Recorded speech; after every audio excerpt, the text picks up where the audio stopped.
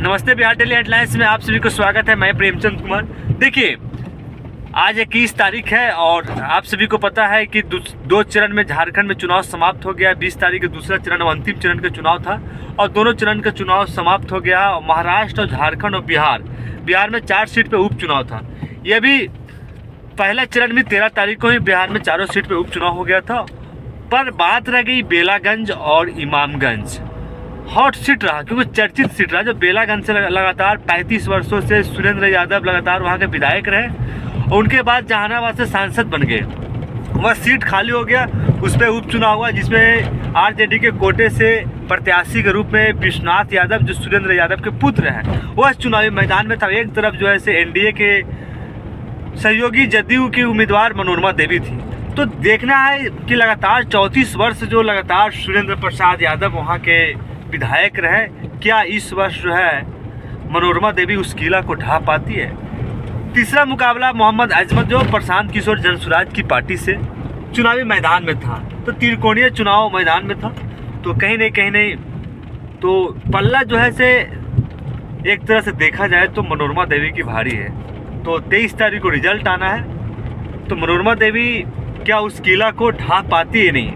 तो जितने भी मत था, मत जो है से पेटी में बंद हो गया, ताले के अंदर है। 23 तारीख को ताला खुलेगा, उसके बाद सुरेंद्र प्रसाद यादव का पुत्र विश्वनाथ यादव चुनावी मैदान से निकल पाते हैं, चुनाव जीत पाते हैं, या फिर मनोरमा देवी उस चीज को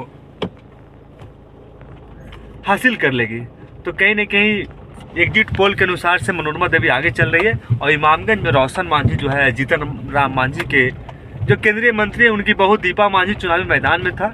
जो लगातार कई वर्षों से जीतन राम मांझी वहाँ के विधायक रहे और सांसद बन जाने से वह सीट खाली हो गया था। जो उनकी बहू दीपा मांझी चुनावी मैदान में था। आरजेडी के प्रत्याशी रोशन मांझी चुनावी मैदान में था।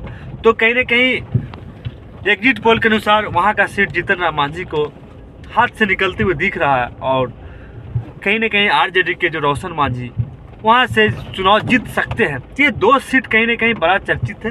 एक तरफ जो है सुरेंद्र प्रसाद यादव के पुत्र का जो सीट है उनके हाथ से निकलते हुए दिख रहा है। एक तरफ जो है से रोशन मांझी जो जीतन राम मांझी के बहू दीपा मांझी को चुनाव की सीट जो है वहाँ से हाथ से निकलते हुए दिख रहा है। तो कहीं ना कहीं 23 तारीख को देखना बड़ा दिलचस्प होगा। ये दोनों सीट जो है चुनावी मैदान में खूब एक दूसरे से अखाड़ा में खूब दोनों सहयोगी पार्टी जो एनडीए बनाम इंडिया के जितने भी सहयोगी पार्टी थे, लगातार जो है से एक आरोप प्रत्यारोप जारी रहा।